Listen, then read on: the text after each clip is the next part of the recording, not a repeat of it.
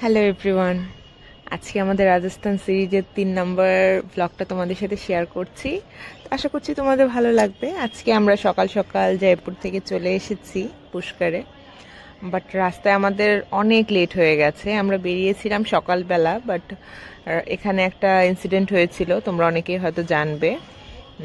আগুন ধরে গিয়েছিল, তো এই কারণে আর কি আমাদের আসতে অনেকটা লেট হয়ে যায়। তো পুষ্করে আমাদের হোটেলটা কিন্তু ভীষণ ভালো ছিল। এটার নাম ছিল হলো নিউ পার্ক। তোমরা দেখো, আমি রুমের কিছু ক্লিপ তোমাদের সাথে শেয়ার করে দিচ্ছি। আর অনেকেই হয়তো পুষ্কর সম্পর্কে কম জানবে, কারণ রাজস্থান মানেই সবাই মনে করে জয়পুর, উদয়পুর, জয়সলমের।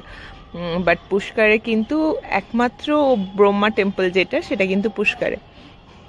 আর এটা হলো পৃথিবীর টপ 10টা যে রিলিজিয়াস সিটি, তার ভেতর কিন্তু একটা পুষ্কর। তো এটা এতটাই রিলিজিয়াস, এই কারণে এখানে ননভেজ একদমই অ্যালাউ না। আর আমরা এই যে ফ্রেশ হয়ে চলে এসেছি লাঞ্চ করতে। আর আজকে আমাদের স্বাভাবিক লাঞ্চ ছিল ভেজ। এই যে দাদাকে একটু দেখিয়ে দিলাম। আর অনেকগুলো আইটেম আসলে ওদের থাকে, এটা জাস্ট ফার্স্টে একটু ক্লিপ নিয়েছিলাম, সেটা পরে আর শ্যুট করা হয়নি। আর ওনাদের ফুড সম্পর্কে কি বলবো, ফুড সবসময় এক্সিলেন্ট। আমি চেষ্টা করবো তোমাদের সাথে নেক্সট কোনো একটা ব্লগে ওনাদের ফুড পুরোটা দেখাতে। তো আর অনেকে আমাকে জিজ্ঞেস করছিলে যে কোন ট্রাভেল এজেন্সির সাথে গিয়েছি। তো হ্যাঁ, এর আগেও আমি বলেছি যে আমি ডলফিনের সাথে গিয়েছিলাম, তো তোমরা চাইলে কিন্তু যেতে পারো। আর এই যে ওদের এই প্রপার্টিটা একটু দেখো, ভীষণ ভালো। আমি রিসর্টটা ঘুরে ঘুরে দেখছিলাম আমরা, কারণ আমরা আসলে প্রথমে বেরিয়ে যাব হলো আজমের শরীফ। তোমরা সবাই জানো ফেমাস দরগা আজমের শরীফ। এটা পুষ্কর থেকে আমাদের 30 মিনিটসের মতো লাগবে। তো প্রথমে আমরা আজমের শরীফ দেখব, তারপর আমরা এসে ব্রহ্মা টেম্পল, মার্কেট আর পুষ্কর লেক ভিজিট করব। তো তোমরা সাথে থাকো, তোমাদের ভালো লাগবে। আর সত্যি বলতে এই জায়গাটা এতটা রিলিজিয়াস, এখানে নাকি 500রও বেশি মন্দির রয়েছে। তোমরা জানবে হয়তো, প্রায় 2000 বছরের পুরনো মন্দির সব এগুলো।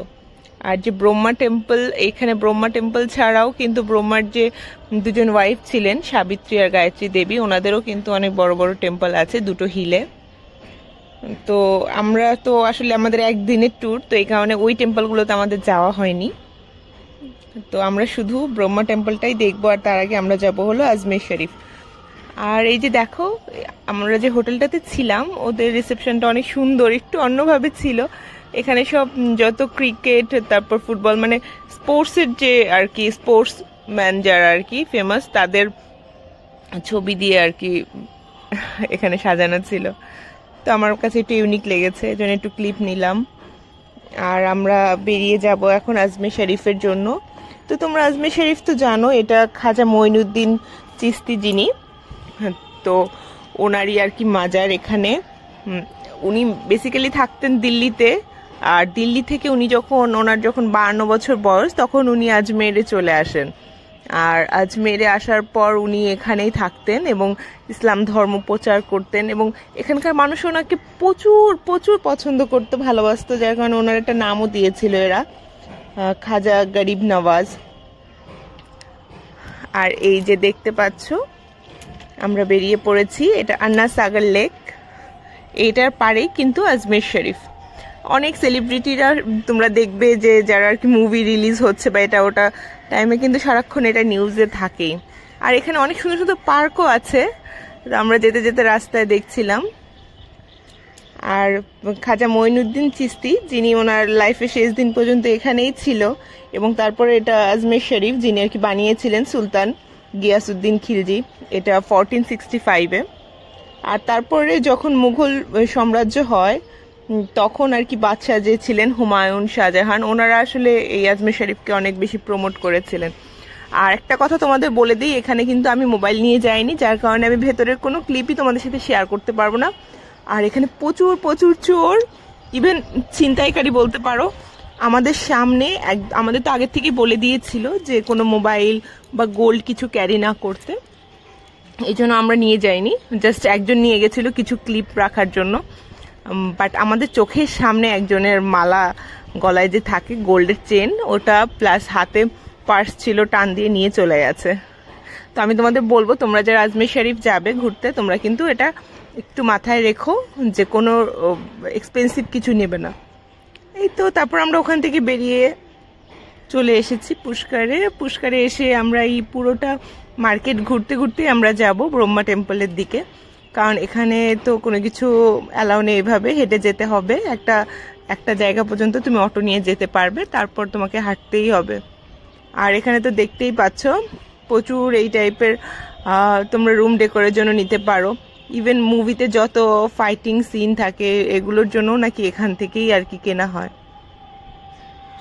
এই মার্কেটটা ভীষণই ইউনিক, প্রতিটা জিনিস আমার ভালো লেগেছে, সেটা তুমি জুয়েলারি বলো রুম ডেকর বলো সব কিছু সুন্দর ছিল এখানে। এগুলো জাস্ট দেখো, এই সিলভারের শোপিসগুলো তো ভীষণই সুন্দর ছিল, বাট এগুলোর প্রাইস একটু হাই ছিল, কিন্তু রুমে ডেকোরের জন্য ঠিকই আছে। আর গেলে তো সবাই কিনবেই জানা কথা। তো আমরা এখানে অনেকটা টাইম আর কি ঘুরে ঘুরে দেখেছিলাম। তোমরা অনেকে হয়তো জানবে যে কার্তিক মাসে এখানে অনেক বড় একটা মেলা হয়, পুষ্কর মেলা যেটা। এই পুষ্কর মেলাতে কিন্তু প্রায় 10 লাখেরও বেশি মানুষ আসে, আর ওই টাইমে নাকি এখানে প্রচুর সেল হয়। আর একটা জিনিস আমরা যেটা শুনে অবাক হয়েছি যে সব থেকে বেশি ফরেনার নাকি রাজস্থানে এই পুষ্করে আসে এবং মাসের পর মাস থাকে, এবং ওনারা এখানে থেকে বিজনেস করে, এক্সপোর্ট ইম্পোর্ট। তো এটা খুবই বিজনেস করার জন্য বলতে পারো যে খুবই পপুলার। আর এই দেখো ওদের ডলগুলো রাজস্থানী, এগুলো তো তোমরা জানবেই। ভীষণ ভালো লেগেছে এগুলো আমার কাছে, খুব ইউনিক। এত সুন্দর সুন্দর পুতুল অন্য কোথাও দেখা যায় না। তো পুরোটা মার্কেট দেখতে দেখতে আমরা চলেও এসেছি ব্রহ্মা টেম্পল। আর ব্রহ্মা টেম্পলের ভেতরেও কিন্তু মোবাইল অ্যালাউ নেই, সো ওখানে কোনো ক্লিপ নিতে পারিনি। ব্রহ্মা টেম্পল থেকে বের হয়ে আমরা এখন যাচ্ছি পুষ্কর লেকের দিকে। তো এটা জাস্ট 200 মিটার হবে ওখান থেকেই, জাস্ট হেঁটে একটু। আর এই লেক আর কি বলবো তোমাদের, এটা কিন্তু এখানে তীর্থস্থান হিসাবে আর কি ওনারা কাউন্ট করে, এটাকে গঙ্গা সমতুল্য ওনারা মনে করে। তো এখানে কিন্তু প্রচুর মানুষ আসে গঙ্গা স্নান করতে, মানে এই পুষ্কর লেকে স্নান করতে। ওনারা মনে করে যে এখানে স্নান করলে ওনাদের সব পাপ ঠিক হয়ে যাবে। আর পুষ্কর লেক কিন্তু তৈরি হয়েছিল হলো ব্রহ্মার হাতে যে পদ্ম ফুল আছে ওই পদ্ম ফুলের একটা পার্ক থেকে, তোমরা জানবে হয়তো। আর পৃথিবীতে শুধুমাত্র এই একটা জায়গাতেই কিন্তু ব্রহ্মার পুজো হয়। এটা অবশ্য ওনার ওয়াইফ ওনাকে অভিশাপ দিয়েছিল, ওনার যে ওয়াইফ ছিলেন সাবিত্রী দেবী, উনি ওনাকে অভিশাপ দিয়েছিলেন কারণ উনি সেকেন্ড বিয়ে করেছিলেন তাই। তো এই গল্পটা কিন্তু পুরোটাই পদ্মপুরাণে আছে, তোমরা চাইলে পড়ে নিতে পারো। আর এছাড়া আমি আমাদের গাইড যে লাস্টে আমাদের যে বলেছিল আর কি, সেটা কিন্তু আমি ভিডিওর লাস্টে সেই ক্লিপটা অ্যাড করে দিয়েছি। উনি এত সুন্দর করে বুঝিয়েছিল, তো এই কারণে না আমার ভয়েস ওভার দিতে ইচ্ছা করেনি, ভেবেছি যে ওনার ভয়েসটাই তোমাদের সাথে সরাসরি শেয়ার করব। তো ভিডিওটা দেখতে থাকো, আশা করছি তোমাদের ভালো লাগবে। এখানে আমরা তারপর এই যে পুজো দেই। আর ব্রহ্মা ছাড়াও কিন্তু সাবিত্রী দেবী যিনি ছিলেন উনি কিন্তু আরো দুজনকে আর কি অভিশাপ দিয়েছিলেন। একটা ছিল ইন্দ্র, ইন্দ্রর অভিশাপটা ছিল যে ইন্দ্র সারা জীবন যুদ্ধে হারবে, এটা আমি ওখানে গিয়ে জানতে পারি। আর এছাড়া ছিল হলো বিষ্ণুকে অভিশাপ দিয়েছিল যে বিষ্ণু হলো পরের জন্মে যখন মানব জন্ম নিবে তখন উনি ওনার পত্নী থেকে আলাদা থাকতে হবে। তো উনি পরের জন্মে যখন রাম হয়েছিল সেটা তোমরা সবাই জানো। আর ব্রহ্মাকে অভিশাপ দিয়েছিল যে ব্রহ্মা শুধুমাত্র এই একটা জায়গাতেই পূজিত হবে। তো এই কারণে পৃথিবীতে তোমরা আর কোথাও কিন্তু দেখবে না যে ব্রহ্মার পুজো হয়। তো এই তো পুজো টুজো দিয়ে আমরা চলে এসেছি, এসে এখানে আমরা স্ন্যাক্স খাচ্ছিলাম। এই যে আন্টি বলছে খুব ভালো হয়েছে। আর পরের দিন আমাদের চিতরগড় যাওয়ার ছিল, সো আমরা ওই প্ল্যানই চলছিল কালকে কি কি হবে।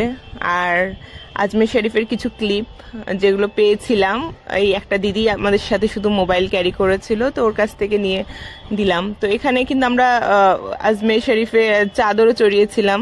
তো আসলে ক্লিপ কিছু নেওয়া হয়নি, বাট ভীষণ ভালো লেগেছে এখানে গিয়ে। এখানে কিন্তু ধর্ম মানে হিন্দু মুসলিমের কোনো ব্যাপার নেই, সবাই যাচ্ছিল। তো ভালো লেগেছে, অনেক ভালো লেগেছে। আর তোমাদের যদি ভিডিও ভালো লেগে থাকে একটা শেয়ার করে দিও। আর এবার ওনার ভয়েসটা একটু শুনে নাও। पुष्कर नाम सरोवर का जल का है, इसके पीछे इस नगर का सिटी का नाम पुष्कर। यह है भगवान ब्रह्मा जी।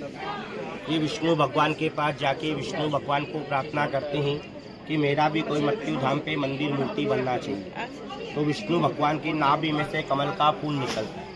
वह कमल का फूल भगवान ब्रह्मा के हाथ में देके उनको बोलते हैं कि फूल जहाँ भी जाके गिरेगा वहीं पे आपका मंदिर मूर्ति स्थापित होगा। तो वह कमल का पुष्प ब्रह्मांड का 7 परिक्रमा करने के बाद सरोवर के बीच में जो मंदिर है यहाँ पे कमल का पुष्प आके गिरता है।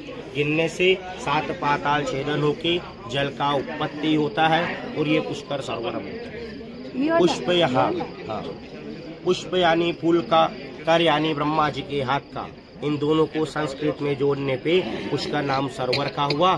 सरोवर के पीछे इस नगर का नाम हुआ पुष्कर। भगवान ब्रह्मा जी ने ऐसा हवन यज्ञ किया। हवन यज्ञ में 2 चीजों का जरूरत होता है, पहला पत्नी का, दूसरा शुभ महाव्रत का। जो भगवान ब्रह्मा का शुभ महाव्रत निकला दीपावली के 10 दिन बाद, देव उठी 11 से पूर्णिमा, 5 दिन का जो पुष्कर मेला आता है वो इसी सरोवर का जल का मेला लगता है। यह है भगवान ब्रह्मा की पत्नी सावित्री माता। उनको यज्ञ में आने में देरी हुआ तो ब्रह्मा ने अपने पुत्र नारद को बोला कि आप जाइए और अपनी माता सावित्री को बुला के लाइए। नारद जी का काम होता है लड़ाई झगड़ा कराने का। उन्होंने अपनी माता को 11 दिन का गलत महाव्रत बताया, ब्रह्मा जी को गलत महाव्रत बताया। इसलिए ब्रह्मा ने दूसरा पत्नी के साथ में यज्ञ किया गायत्री के साथ, जो अपन गायत्री मन का उत्पत्ति करते हैं। ओम भूर्भुवस्सुः तत्सवितुर्वरेण्यम, ये गायत्री मंत्र है। इधर जोड़े से बैठ के ओम स्वाहा का आहुति लगाना यज्ञ में स्टार्ट हुई। इसका आवाज पूरा ब्रह्मलोक में आई। जब माता सावित्री इधर आई, अपनी जगह प्राय स्त्री को देखा, नाराज होकर भगवान ब्रह्मा को 2 श्राप 2 पनिशमेंट दिया। पूरा संसार में आपका एक ही मंदिर रहेगा, एक ही सरोवर रहेगा। लेकिन दूसरा श्राप नहीं दिया, उस मंदिर का मूर्ति का कोई भी गृहस्थी लोग, परिवार वाला, फैमिली पर्सन पूजा अर्चना में त्रुटि नहीं करेगा। इसलिए अपन भगवान ब्रह्मा का अपने घर पे भी पूजा अर्चना, वार त्योहार, उत्सव नहीं मनाते। भगवान ब्रह्मा का जो रूप है सरोवर में जल में है। जल के पीछे बने सारे राजा महाराजाओं के बने 52 गेट है, 52 घाट है। पूरा पुष्कर में नगर में 1001 मंदिर है। किसी मंदिर में यहाँ फूल प्रसाद पूजा दान पुण्य अगरबत्ती नहीं होता। जो भी आता है परिवार वाला, पति पत्नी आता है जोड़े से 21 रुपए का प्रसाद आता है। अकेला आता है, अकेले का 21 रुपए का प्रसाद आता है, जो अपना नाम गोत्र द्वारा पास वाले घाट पे ब्राह्मण द्वारा बेच के चढ़ाया जाता है। दान पुण्य के लिए गवर्नमेंट का चैरिटी संस्था कार्यालय भंडारा बना है, उधर डोनेशन दिया जाता है, जिसका आप लोगों को रसीद मिलता है, प्रसाद मिलता है, उम्र भर आपका परिवार का नाम चलता है। ऐसा ऊपर मंदिर है। मंदिर 800 साल पुराना मंदिर है। आदि गुरु शंकराचार्य जी ने मंदिर का स्थापना किया। 4 मुख है भगवान ब्रह्मा के, 3 मुख सामने दिखेगा, चौथा मुख मंदिर में आईना लगा है उसमें दिखेगा। पास में उनका सेकंड वाइफ है गायत्री माता, उधर केवल दर्शन करने का। परिवार वाला जो भी आता है सरोवर का जल का पूजा अर्चना मित्रता करके मंदिर का सिर्फ दर्शन करते हैं। इधर यात्री लोग 2 काम से आते हैं। पहला काम ब्रह्मा का घूमने फिरने आते हैं, पूजा देके मंदिर का दर्शन करते हैं। दूसरा काम अपने घर में को गुजर जाता है तो पितरों का पिंडदान तर्पण देने के लिए इधर में आते हैं 7 कुल का, है ना। यहाँ पे स्वयं रामचंद्र भगवान ने आके पिता दशरथ जी का श्राद्ध पिंडदान तर्पण किया। बोलिए पुष्कर जी महाराज की जय। यहाँ का जानकारी के पूजो देवें आइए के पूजो दिला दिए दिन